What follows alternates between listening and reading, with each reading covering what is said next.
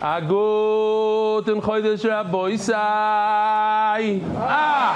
Du nishmasi mi merosi ruslas Mordechai. Boisai, we're holding Daf Lamed Ches Amud Beis. Yeah, Lamed Ches Amud Beis. So we'll just do a quick review. You see, when you sprinkle the blood on the Mizbeach, for Chatos, let's say, there's 4 sprinkles. There's the first one, and there's everything else. The first one is the Ma'akiv. That's the one that's important. That's the one that brings the kapara, also known as a matir.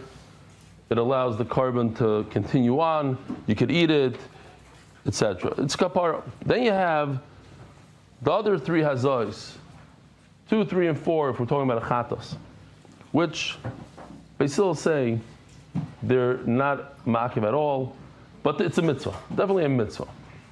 Comes Rav Papa and says a list of things that these 3 hazais, 2, 3, and 4, are similar to hazah number 1.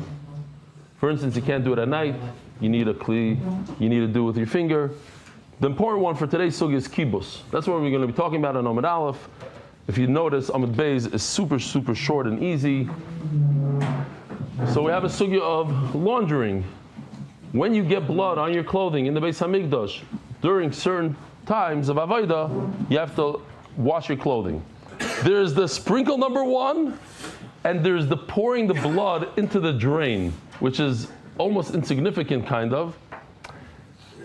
Where do the 3 hazais, 2, 3, 4, fall out? So Rav Papa says some things, it's like the first thing, it's very important.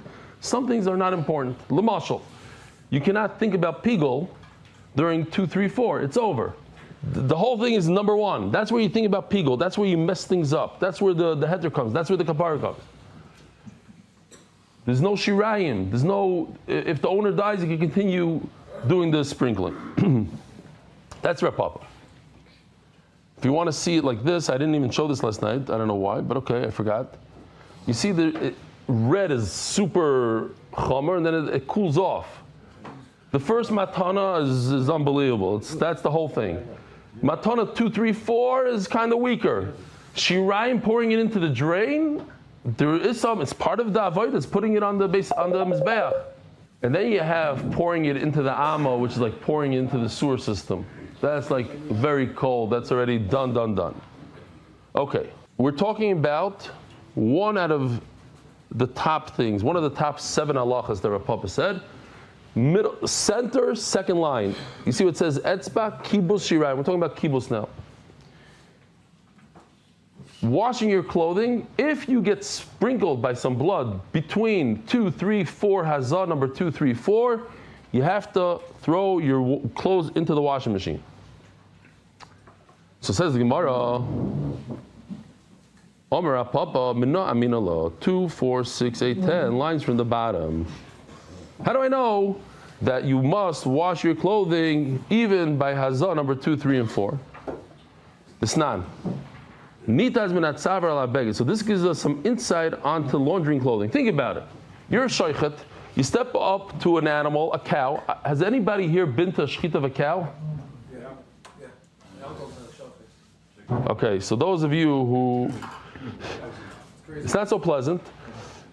The amount of blood that comes out of this animal is crazy. It just sprays everywhere, gallons upon gallons, liters upon liters of blood in force. So imagine you're the kohen, and you shech the cow in the Beis Hamikdash. Do you think you're not going to get any blood on your clothing? So you have to run to the washing machine. A second later, like, what are you doing? I want to shech another thing. So for that shechita, you don't have to wash your clothes. Why? Because it never went into klisharis. It says, there's a pasuk that tells you have to wash your clothing. Here's the pasuk. Kol asher yiga b'bsara yigdash v'asher yiza midama ala beged asher yiza aleh t'chabes b'makom kadosh. Asher yiza. We're talking about hazah. If it's available to sprinkle on the mizbeach, t'chabes b'makom kadosh. You should wash your clothing where? Not like in the video I showed yesterday in the laundromat somewhere in the middle of Yerushalayim. In the Beis Hamikdash, you wash your clothing. So says Rav Papa, Now these 4 words right here is our whole sugya, so try to remember them.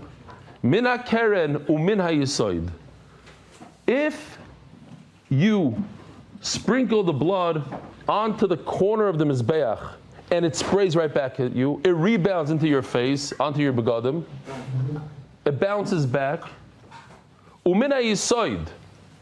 Here, so if we take this mizbeach, this has the keren right over here, and the yisoid, this thing on the bottom, the base. I don't know how you see it on the video, but okay. This part on the bottom. What's u'min ha'yisoid? You spilled it onto the base, and it bounced back onto your clothing. Let me ask you a question. If it says over here, if it bounces off the horn right back at you, a rebound off the wall, a ricochet onto your beged, no, you don't have to wash it. Now, what about right before I threw it onto the horn? Right before. And then it was spilled on my clothes. Do I have to wash my clothing? From the kli? From the kli. Yes. Okay, that's the whole sugya right there. That was it. It says, if it rebounds, I throw it and it hits the mizbeach and it comes back at me, then you don't have to wash your clothing. Mashma, right before it hit the mizbeach, on the way to hitting the mizbeach, or before, which would be Hazar number 2, 3, and 4, you do have to wash your clothing. So that's, hold on, let's get a few words in there and then we'll ask all the questions in the world for one person. Mina keren umina yisoid einoi ton kibus. If it bounces off the horn or the yisoid, now the yisoid is way later on, so if it bounces off the base of the mizbeach, you don't have to wash your clothing. Says Rav Papa, hamina royli yisoid ton kibus. If it's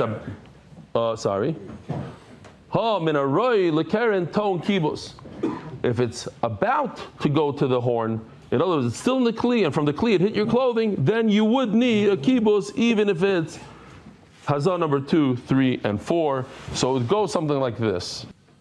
Mina keren, einaton kibus. We just read that if it hits the corner and it bounces back, you don't need to wash it. But what about it's about to go onto the horn? You all screamed out that you have to do kibus. Says the Gemara, well, wait a minute. The next word, I told you to remember these 4 words. Mina keren, mina yisoid. So let's do the same exact thing. If it bounces off the base and comes back at you, you don't have to wash your clothing. Mashma, 5 seconds before that, you do have to wash your clothing. But that's not true. Why is that not true? Let's do the same diuk. Why is it not true? Because when you're about to pour it on the yisoid, that means you are done with zrika number 1, 2, 3, 4. You're done. After zrika number 4, it's over. There's no more kedusha anymore. So why would you have to wash your clothing? But if you're going to you're going to imply such things, you have to imply it in both ways. So then your first diuk is also off.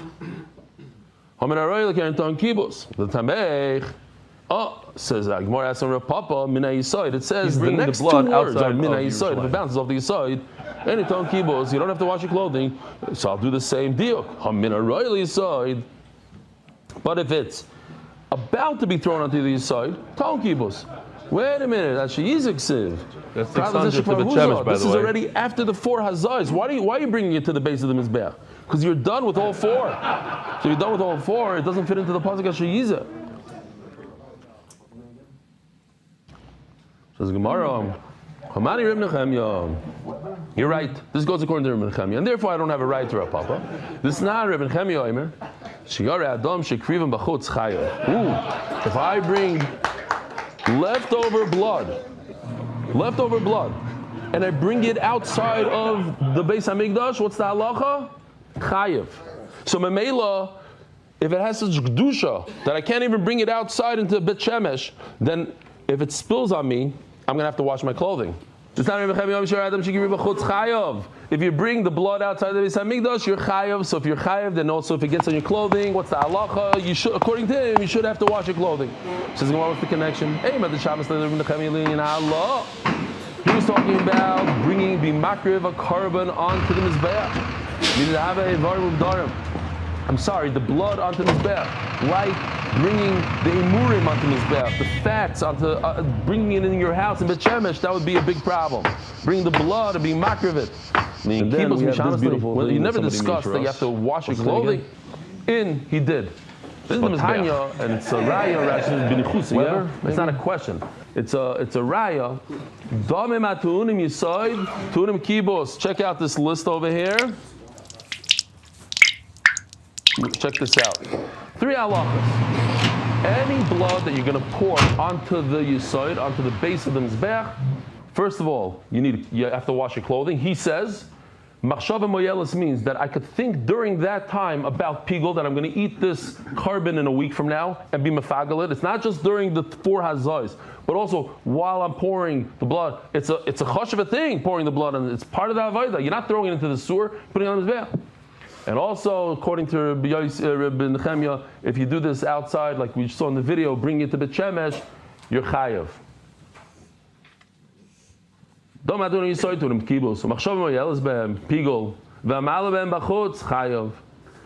Dovim Nishpachim, check this out, beautiful video. There was a little bit of a river going through the Beis Hamikdash. We're not exactly sure how and what, but based on different pictures, let's say this is it. This is where they got fresh water, the blue, and this is where they would. You saw how the blood got on him?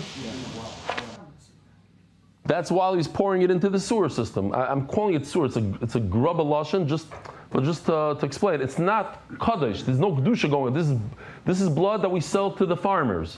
Nachal Kidron. It goes out and we sell it. So the drainage is better. Thank you. Drainage. I like that.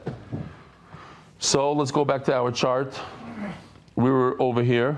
We had 3 halachas. Now take a look what happens. That's when you're pouring the blood on the side. You have 1, 2, 3. It's severe. You have to wash your clothing. You can do pigul. But take a look over here. When you're pouring it into the drainage, you get nothing. It's nothing. So in Mela, you don't have to wash your clothing.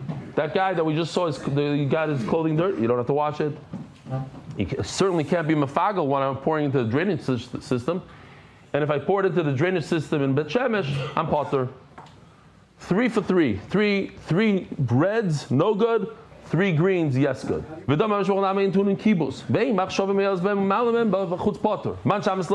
one that says this whole list? Who's the one that says on the right side, number 3, that chutz is chayiv?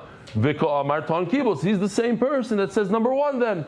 So here we see that Rabbi Nechemia does hold that you have to wash that. You said, you said you have to wash it. Here it says mefurish, you have to wash the clothing if you're pouring it on the side.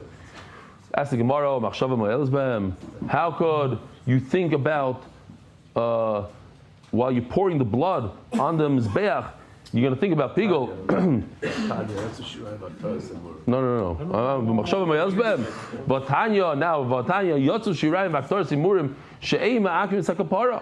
We're talking about shirayim. It says mefurish. They do not create a kapara. She'ein machshava mayelzbem. You cannot think thoughts of pigul during the shirayim, during the pouring on the side. Only during the 4 zrikas. That's why Rabbi Ariel was asking this question. What's going on? It says take a look at what's going on here. We're holding over here, right? We have 2 headlines. What's dam matun yisoid on top? What does that mean? So we understood it means blood that you pour onto the base of the mizbeach. Says Gemara, no, you misunderstood. Here, take a look at it. We're talking about the 3 hazais. I should have written 3 hazais, okay, to understand it better. The Gemara calls it matanis. We're not talking about hazah number 1. We're talking about hazah number 2, 3, 4. In other words, to explain Ari's question, how is it possible that you do pigul? It's possible because it's one of the 4 hazais. You said dam matunim yisoid? No, I meant. So Gemara is going to ask, so why you say yisoid? Where do you put the 3 hazais? On the karen, on the mizbech, not on the yisoid. Huh? Up to the yisoid. Okay, but that's not, you don't call it that. So ask the Gemara here. Up to the yisoid. Yachi, tunim yisoid. Like karen nazli. So why is it in the headline? You need a yisoid. Says Gemara, Einam ema nitanim yisoid. Yeah, eventually you're going to have to put it on the yisoid. Okay, it's a little interesting. Fine. Ask the Gemara, okay, so naniach. Okay, I'm going to go with you. I'm going to flow with you. It's a little bit dochuk. So we're talking about the 3 hazais. Wait a minute. During those 3 azayis, you can do pigul. You can't do pigul during those 3 azayis. That's what we learned yesterday. You can only do pigul during hazah number 1. Let's take a look at that list again, just to remind everybody. Look what it says over here. I even read it out in the beginning of Shir. But Papa says hazayis number 2, 3, and 4. Look at the bottom. V'loy mefal guy, put it in red. You cannot do pigul during 2, 3, and 4. So what are you telling me? You're talking about hazah number 2, 3, 4, and you can be mefagel? You can't. I know it's the wrong. No, it's supposed to be mefagla and it's mefalga, like a peleg. I don't know if Gershon can fix it or not. That Allah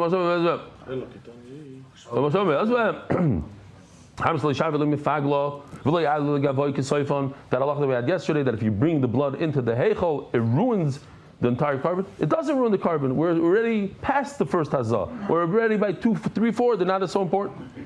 So let's go back to that chart over there. We went from here. Rabbi Isai, we said it's not talking about dam turim nisoid. We're talking about the 3 mataris. Now we're going to go another step. We're going to say, no, we're talking about damim pnimim. We're talking about the bloods that go onto this mizbeach. That's the list. That needs kibos. That you can do pigul. That chutz is chayiv. So you're talking about pnimi. And what about the bloods that go on this mizbeach, on the regular mizbeach achitzoid? Potter? You only, it makes sense. Only if you go in the heichal are you chayiv, and you need to wash your clothing. Mashma, the other mizbeach you don't. So ask the Gemara the simplest question: then why are you making an afkamina between the blood that goes in the heichal and blood that you pour into the drainage system? You should make a much better nafkamina. The list on the right is dam that goes in the heichal. The list on the left is the blood that goes on the mizbeach, the outside mizbeach, not the blood that goes into the drainage. Why are you jumping all the way to a drain? Here, let's do that. It makes a lot more sense. Now we have a beautiful comparison.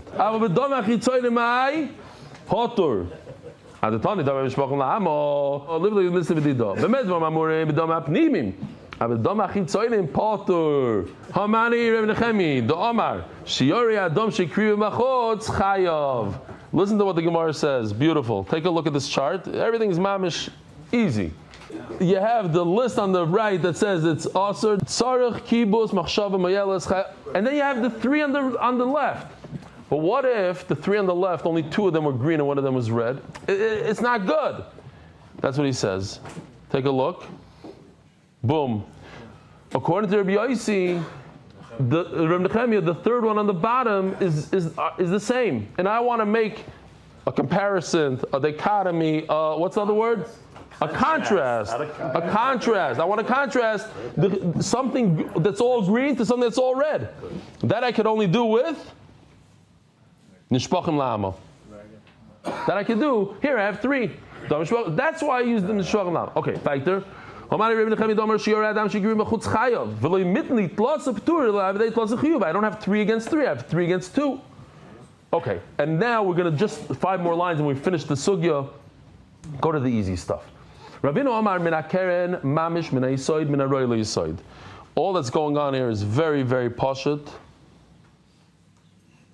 Where was it? Oh, here. Remember, we're just going back to our Papa. What was this whole raya on the right? It says, if it bounces off the keren, that's when you don't have to wash your clothing. But what if it didn't bounce off the keren? It's roy, it's 5 seconds before. You would. So the Gemara says, whoa, so if so, you have to make the same exact diuk on the next 2 words.